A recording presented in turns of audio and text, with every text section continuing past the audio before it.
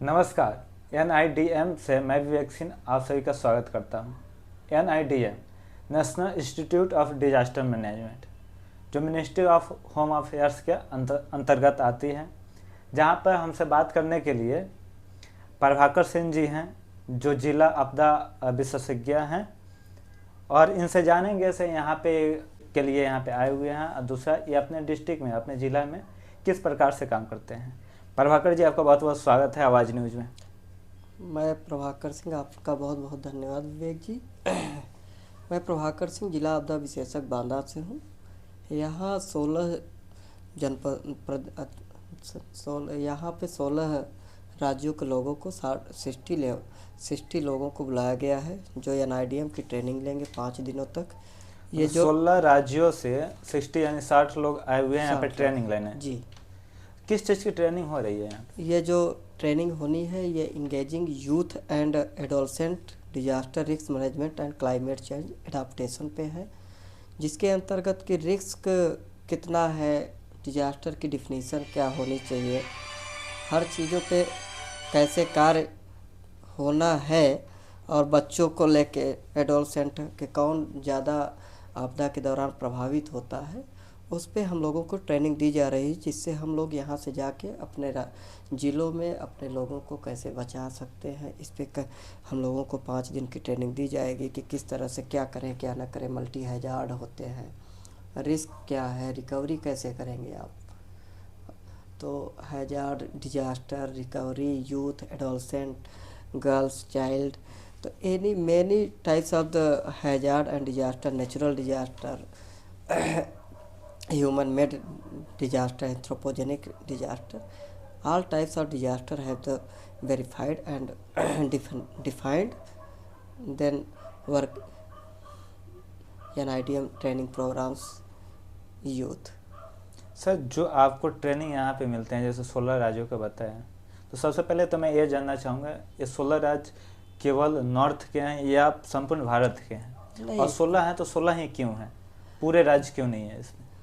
नहीं, तो हर बार अलग अलग ढंग कराई जाती है। 16 राज्यों से इसलिए लिया गया है कि मतलब 16 राज्य अभी कर रहे हैं, फिर दूसरी शिफ्ट में करते हैं। ये तो फेज वाइज होते रहते हैं ट्रेनिंग, उसमें कोई और नहीं होता है। सभी कोस्टल इसमें इसलिए लिया गया है कि जैसे हमारा जो बुंदेलखंड है, हम बांदा से हैं, तो जैसे मान लीजिए यूपी के चारों दिशाओं से लिया गया है, तो बांदा में यह है कि एज प्रतिनिधित्व ये देख लिया जाता है कि ड्राट का हमारे यहाँ से हो जाता है, हीट वेव का हो जाता है, हीट वेव काफ़ी होता है बुंदेलखंड में, ड्राट काफ़ी ज़्यादा डिजास्टर का हुआ है। फ्लड के लिए मुरादाबाद साइड से आए हैं, शामली से हैं, सहारनपुर के हैं, सहारनपुर से मैडम आई है, और भैया आए हैं देवरिया से हैं, तो हर एरिया वाइज है। अरुणाचल प्रदेश से भी हैं, तो सब कोई अपने अपने ज़िलों से करते हैं। और दो NIDM के 2 कैंपस है, एक ये नॉर्थ कैंपस है, साउथ कैंपस विजयवाड़ा आंध्र प्रदेश में है। तो यहाँ 2 जगह से ट्रेनिंग लोग लेते हैं। ट्रेनिंग हर समय होती रहती है। हम लोग जो आए हैं, जैसे प्रोफाइलिंग कराई गई, ग्रुप डिस्कशन हुआ, तो ग्रुप डिस्कशन में यूपी के 75 ज़िले हैं। 75 ज़िले से ये देख लिया जाता है कि सबसे ज़्यादा ड्राट की कंडीशन कहाँ है, फ्लड कहाँ है, तो सबको ट्रेनिंग ले जाके फिर आप कैसे रिकवरी और कैसे लोगों को कम करना है। बीच में मैं आपको रोकूंगा। जैसे आपने बताया 60 लोगों की ट्रेनिंग चल रही है, यूपी में 75 ज़िले हैं और ओवरऑल 16 स्टेट से 60 लोग आए हैं ट्रेनिंग लेने। तो केवल यूपी के मैनेज करने के लिए अगर अलग अलग डिस्ट्रिक्ट से लेंगे तो 75 डिस्ट्रिक्ट हैं, 75 लोग आ जाएंगे, तो अभी 60 ही हो रहे हैं 16 राज्यों में, तो ये कैसे मैनेज होगा?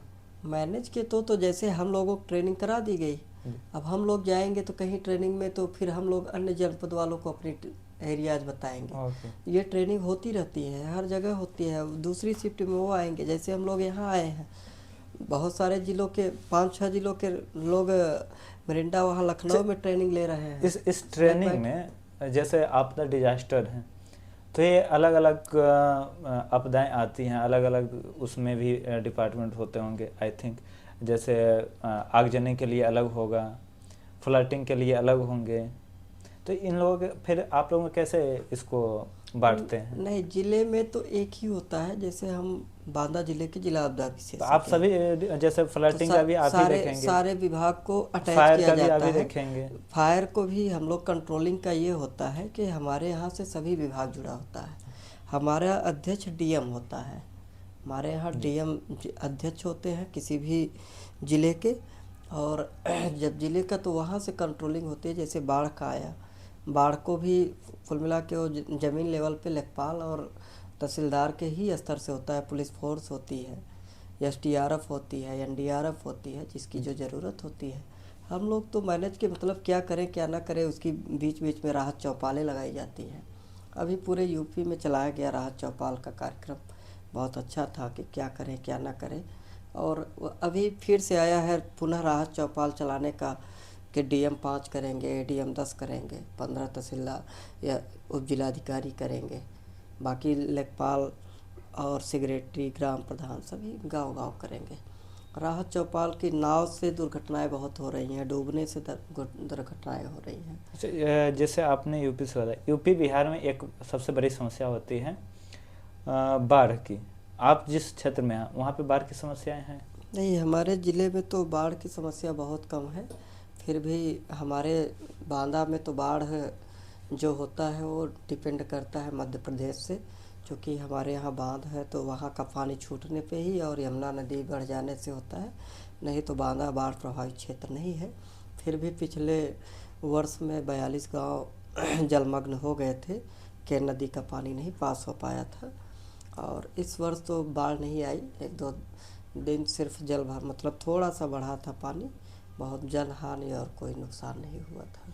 अच्छा, आप विशेषज्ञ हैं तो आपसे हम जानना चाहेंगे, जैसे यूपी बिहार के अधिकतर क्षेत्र बाढ़ में प्रभावित होते हैं और बाढ़ में कई सारे नुकसान होते हैं, जान माल की हानि होती है, इंसान से लेकर और पशु और जानवर सभी उसमें कहीं ना कहीं ग्रसित होते हैं। इससे कैसे बचा जाए? इसके लिए तो हम लोग हर समय अल्टीमेटम और दिया जाता है। अगर आप नदी के तीरे जैसे 10 साल का प्रोफाइलिंग है, कर्मचारी बताते रहते हैं, और आप बाढ़ प्रभावित नदी के तीरे घर ना बनाएं, अपने मकान ऊंचे स्थानों पे बनाने का प्रयास करें और बाढ़ के समय अपने आप को हटा लें। सूचनाएं दी जाती है, अलर्ट सिस्टम होता है, हर ग्रामीण लेवल पे भी किया गया है, प्रधान लेवल पे होता है सब। तो फिर इतना होने के बावजूद भी लगभग बिहार और यूपी के पूर्वांचल क्षेत्र हमेशा ग्रसित होते हैं, हमेशा नुकसान में जाते हैं। तो वहाँ पॉपुलेशन भी तो है कि भाई आप जाएंगे कहाँ, तो लोग हट नहीं रहे हैं। और उतना भाई ये तो मजबूरी है, से पॉपुलेशन बढ़ रहे हैं तो रहने की जगह नहीं है, तो जहाँ पे जिसको भी देखिए क्लाइमेट चेंज भी हुआ है, बरसात बेमौसम हुई है, पेड़ पौधे कट गए हैं, काट भी रहे हैं लोग, तो इसलिए दिक्कत तो है। और इससे बचने का ही तो हर समय प्रयास किया जा रहा है। जैसे इस साल दिल्ली की बाढ़ रही जी, तो दिल्ली की भी बाढ़ में एक तरह से ये अर्बन कहा जा सकता है कि अर्बन फ्लड है, क्योंकि यहाँ नाले और एक तरह से अनप्लानिंग से हम लोग विकास कर रहे हैं। कोई विकास का जो सिस्टम है उस नियम कानून को हम लोग फॉलो नहीं कर पा रहे हैं। एक पैमाना होना चाहिए जो नहीं है। हाँ, तो लेकिन वो हो नहीं रहा है, तो इसलिए बाढ़ तो होना ही तो स्वाभाविक सी बात है। और इसको रोके जाने के लिए यही है कि प्लानिंग डेवलपमेंट अच्छे से किया जाए, नदी के रास्ते को न रोका जाए। अब यमुना जी नदी का रास्ता रोक दिया जाएगा तो सीधी सी बात है, नाले आपके साफ़ नहीं हो पाते हैं। ज़मीनी लेवल पे कार्य होते हैं, लेकिन फिर भी अभी बहुत सारे कार्य करने की ज़रूरत है जो काम नहीं हो पा रहे हैं। डिजास्टर मैनेजमेंट के मतलब जो कार्यालय हैं, डिपार्टमेंट है, इस पर हमेशा एक क्वेश्चन मार्क बनी रहती है। से पहले अपना कार्रवाई नहीं करते हैं, जब कोई घटना घट जाती है, जो ग्रसित हो जाते हैं, नुकसान हो जाते हैं, उसके बाद वो एक्शन में आते हैं। इस पे आपकी क्या राय है? नहीं, अब तो डिजास्टर के काफ़ी एक्शन में रहते हैं, ऐसा नहीं है। हर जगह तत्काल सूचना होती है। जैसे इस समय यूपी में आप तुरंत 10-70 पे कॉल हो जाती है, लोग तुरंत करते हैं। हमारे ज़िलों में होती है 10-77। सबसे बड़ी समस्या अभी होती है, जैसे कहीं आगजनी होता है, कॉल करने के 1 घंटे बाद फायर वाले की जो आगजनी बुझाने की मशीन होती है, गाड़ियाँ हैं, वो जाती तो उसमें तो गांव लेवल पे भी लोग अपने से भी ठीक है कि अगर आपके रास्ते हैं और पुलिस विभाग वैसे सक्रिय हुआ है, हो सकता है कि नहीं पहुंच पाने का तो रीजन नहीं दिखता है। लेकिन अब तो इतनी काली की ठीक, व्यवस्था है कि आप 10-70 करिए। एक दो घटनाएं आपको हम थोड़ा याद दिलाएंगे। जैसे गुजरात में हुआ था, तो उस समय क्या हुआ, सभी जगह की बड़े बड़े कोचिंग संस्थाओं की होर्डिंगें हटाई गई। गुजरात उसके बाद हटाया। फिर मुखर्जी नगर में हुआ, उसके बाद हटाया। उसके पहले तो कोई एक्शन में नहीं था, फिर बाद में एक्शन में होते हैं। फिर 6 मंथ 1 साल गुजरता है, फिर वहीं प्रक्रिया पुरानी पद्धति पे चलते हैं। और देखिए, किसी भी शहर की डेवलपिंग के लिए तो अगर एक दिन में तो आप चेंज नहीं कर सकते हैं। किसी भी चेंजिंग के लिए पहले से अगर डिपार्टमेंट बना है तो देखिए, पहले से तैयार तो होना डिपार्टमेंट तो चाहिए। एक्टिव होते हैं, लेकिन आप भी जानते हैं कि एक्टिविटी में कहीं ना कहीं पॉलिटिक्स और हर चीज़ें होती है और दबाव में काम करते हैं लोग। और इतना ये है कि काम कर रहे हैं, बहुत सारी होती हैं। अब जैसे बिल्डिंग का, अब आप खुद इसके लिए तो खुद को भी जागरूकता तो होनी चाहिए कि हम कहाँ पे रह रहे हैं। ठीक है, हम हर समय तो सरकारी अमला आपके घर नहीं पहुंच सकता ना। सन तो आप खुद भी नहीं, हम कहते हैं जागरूकता तो इसी बात की लाई जा रही ना। हम लोग हर समय राहत चौपाल लगवाते हैं, कॉलिंग करते हैं, लोगों को बताते हैं कि आप जागरूक होइए। जैसे नदी के हम लोग कहते हैं ठीक है आप डूब गए, नदी में स्नान करने जा रहे हैं, तो क्या घाट घाट तो हम लोग जबरदस्ती तो आपको रोकेंगे नहीं। जागरूकता तो ये है कि आप खुद उससे बचना चाहें ना।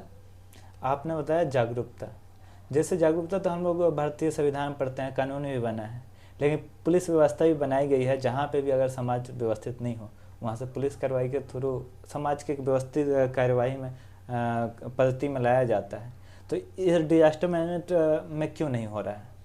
देखिए, दैवीय आपदा जो है या कोई भी डिजास्टर मैनेजमेंट में सोशल वर्क किया जा रहा है, सामाजिक लेवल पे किया जा रहा है। एनडीआरएफ बहुत सारे संशोधन किए गए हैं और किए जा रहे हैं। आपने अभी बहुत सही ढंग से जानकारियां नहीं उपलब्ध किया है। यूपी में हर ज़िलों में बहुत अच्छे से काम किया जा रहा है और बहुत अच्छा उसमें रिस्पांस भी आ रहा है, लोगों में जागरूकता आई है।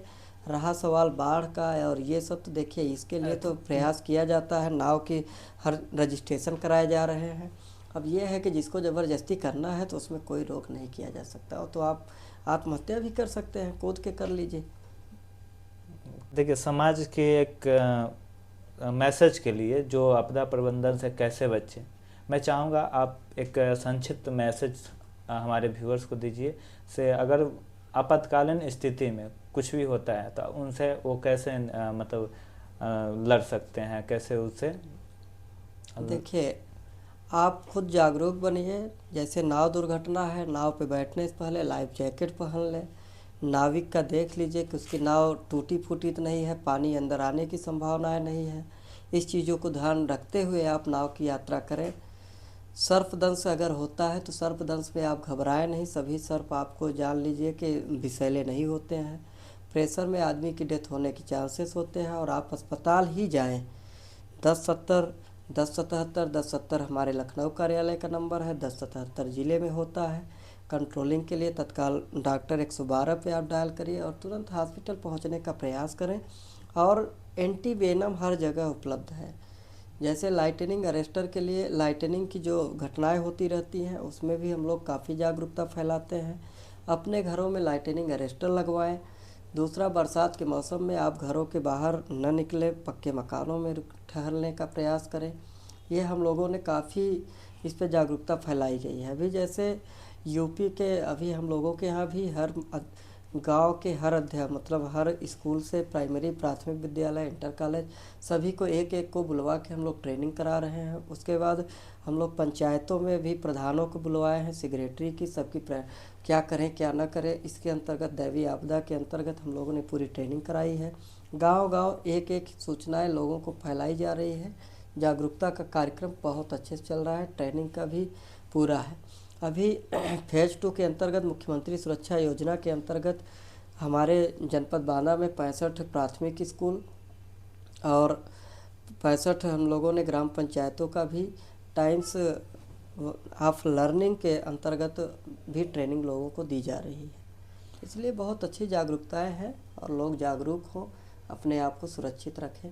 सर, जाते जाते आपसे एक और रिक्वेस्ट है। सर, कैमरे के पीछे लाल सिंह बैठे हैं, हमेशा एक क्वेश्चन के लिए बता रहे हैं। हम चाहेंगे वो क्वेश्चन पूछ रहे हैं, उसका आप आंसर दें। सर, जो नदी में बार बार बच्चे डूबते रहते हैं, आप सुनते हैं बार बार, उनके लिए आप क्या मैसेज देना चाहते हैं सर? हम लोग तो हर समय ये प्रयास करते हैं और लोगों में जागरूकता करते हैं। बोट घाटों पे अब लगवा भी रहे हैं, होल्डिंग लगवा रहे हैं कि आप गहरे पानी में न जाएं और उसमें पानी के साथ खिलवाड़ न करें। तैराकी भी अगर आपको करनी है तो कहीं सुरक्षित जगह ट्यूब लेके जाएं, और आप गहरे पानी में जाएंगे तो आपकी जान का खतरा हो सकता है। अगर आप डूब रहे हैं दूसरे को, तो पहली बात तो सबको बुलाने का प्रयास करें, नहीं धैर्य से काम लें, सांस को थाम के आप बाहर, जिधर आवाज़ नीचे है तो देखिए किधर आवाज़ आ रही है और उधर आप घाट की तरफ आने का प्रयास करें। वहाँ घबराने की कोई ज़रूरत नहीं है कि आप घबरा के कि अब मैं ख़त्म होने कंडीशन है। रस्सी या किसी के माध्यम से बच्चे हैं तो ज़रूर उसको निकलवाने का प्रयास करें। बहुत बहुत धन्यवाद प्रभाकर जी आपका, आपने बहुत अच्छे से बताया। हम आपसे विदा लेना चाहेंगे। आप देख रहे थे NIDM ministry of home affairs से। आगे की जो भी प्रोग्राम होगी, जो भी बेहतर हम लोग का प्रयास होगा आप तक लेकर आएंगे। अभी के लिए अलविदा।